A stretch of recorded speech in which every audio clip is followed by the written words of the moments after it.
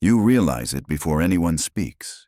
You are standing at the gate where people usually slow down, where eyes meet yours, where someone would give a sign. Today, they do not. A man you shared food with yesterday walks past without a word. Another steps around you as if you are already an obstacle. No hand touches your shoulder. No one tells you where to go. That is the verdict. You are still inside the settlement, but the protection behind you is already gone. It was not taken. It was withdrawn. Most people believe a Viking clan protected its own, that once you belonged, your name carried weight, that loyalty held firm and standing did not slip easily. That belief is wrong. Protection was never permanent. It was conditional, and conditions could change without warning. There is no announcement when it happens, no meeting, no accusation. The shift arrives as silence, and the first thing that disappears is response. A boy bumps into you. No one corrects him. A man takes your place on the bench. No one questions it. You wait for a voice to rise on your behalf, and nothing happens. That is the first loss. Your presence no longer triggers correction.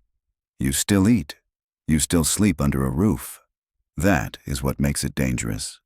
Nothing looks broken yet, but tasks stop coming your way. Your name is skipped when work is assigned, and when people speak at the fire, your name is no longer used to support a point. You are in the same place, but nothing leans toward you anymore. A few days later, a tool goes missing from your space. You know who took it, and you also know what would happen if you spoke. You look around, and no one meets your eyes. You do not ask for it back. That is the second loss. You no longer speak without risk. People watch you differently now, not with anger, but with measurement, checking how much weight you still carry and how far they can move around you without consequence. Without a word exchanged, you shift from unnoticed to exposed. At the next gathering, you arrive late, not by choice, because no one came to get you. When you enter, the space near the fire is full. You sit closer to the door where the cold reaches first, and no one shifts to make room. This is not punishment. It is adjustment. You hear your name used only as reference. He was there. He used to go with them. He does not anymore. The words are flat, and that is worse. Another protection disappears. Your presence no longer stabilizes a space. When trade goods arrive, your share is smaller, not refused, just lighter, enough that you notice and not enough that you can challenge. You say nothing because challenging would require backing, and backing is what you no longer have. You move again, from exposed to isolated. Isolation does not mean empty space. It means shared space with no leverage. You stand among them, but nothing bends in your direction. Every request takes longer. Every answer comes late or not at all. A man you once supported stays silent when others speak over you. He does not betray you. He simply does not spend anything on you anymore. You feel the rule without hearing it spoken. Protection flows toward usefulness and stops when usefulness becomes uncertain. A job comes up that no one wants. Wet ground, long hours, little return, and your name is offered first. You understand the choice immediately. Refusing would mark you as difficult. Accepting confirms your position. You accept. That is another loss. You no longer choose which burdens you carry. You work, you keep quiet, you do not complain, and it changes nothing. Compliance does not restore standing. It only proves that pressure works. Now you are useful in a different way. Not as a man with support, but as a body that absorbs what others avoid. When a dispute rises between two families, you are asked to stand nearby, not to speak, not to decide, only to be present. If something goes wrong, the weight will fall on you. You have shifted again, from isolated to used. No one explains this because explanation would imply obligation, and there is none. You are tested in small ways first. You are sent to speak to someone who already distrusts the settlement, not because you are persuasive, but because your failure will cost less. When the answer comes back negative, no one blames you openly. They simply note that you were the one sent. Another mark is placed without being written down. Another layer thins. You were not meant to succeed. You were meant to stand between risk and reputation. Soon after your access narrows again, you are no longer told when decisions will be discussed. You hear about them later, when the outcome is already settled. You are expected to follow changes you were not allowed to witness being made. When you ask why something shifted, you are told it was decided earlier. Earlier now means without you. This is another loss. You no longer move with the group. You adjust after it has already moved on. Then comes the moment when your presence is used to signal safety for others. You are asked to stand near stores, near tools, near things that matter. Not because you are trusted, but because your presence tells others that someone is watching. If something goes missing, suspicion will not travel past you. You understand this immediately. You are no longer protection. You are placement. If blame is needed, it already knows where to land. A rumor reaches you late. Something about a past choice, a delay, a look you gave someone. You cannot trace it. You cannot answer it. It has already done its work. Another loss settles in. You are no longer neutral.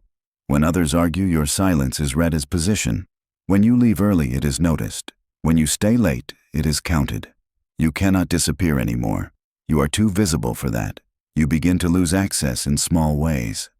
You are no longer asked to carry messages between people who do not trust each other. You are not invited to stand close when oaths are spoken.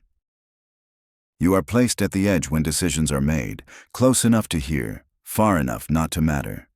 Each of these is minor on its own, but together they remove another layer. You no longer witness, and without witnessing, your word weakens. You try to attach yourself to a stronger name. You offer help. You offer loyalty. The man listens and nods. He does not commit. He already knows what it costs to carry someone without weight. You are not rejected. You are postponed. Waiting becomes its own test. Each day without change narrows your options. You are measured not by what you do, but by how long you endure without breaking. Food is shared differently now. Not denied, but placed last. You receive what remains after others have chosen. No one says this is your place, but everyone treats it as if it is. Children are no longer told to step aside for you. When you speak, people look past you to see who might agree. Another protection disappears. Your presence no longer anchors attention. Then the tone shifts. Not a trial, not a gathering, just a difference in how people speak to you. Advice replaces conversation. Warnings replace plans. Someone mentions your name among possible risks, not enemies, risks. You hear it from someone who did not mean for you to hear it. Another protection is gone. Your past no longer speaks for you. What you did before does not count now. Only what you represent in this moment, and in this moment, you represent imbalance. You limit your movements. You choose your words carefully. You avoid eye contact. None of it helps. The absence behind you is louder than anything you do. At night, you hear laughter from the main hall. You are not summoned. You are not expected. You are being judged without being accused. Then tasks stop coming, not because you are forgiven, but because you are no longer needed. You are set aside. Discarded does not mean expelled. It means unattended. If something happens to you now, it will be noted later. If something is taken, it will not be returned. If your name is spoken, it will be in the past tense. You have moved again, from judged to discarded. You think back to the moment at the gate. You thought protection had been taken from you. That was wrong. It was never given in the way you believed. It was rented, renewed daily, and you did not notice when the price changed. The danger was not losing protection. The danger was believing it had ever been guaranteed. In this place, safety did not come from belonging. It came from constant alignment, from being useful, visible, and supported at the same time. Miss one and the others followed. No one broke a promise to you. No one owed you a shield. They simply stepped aside, and in that silence, everything became clear.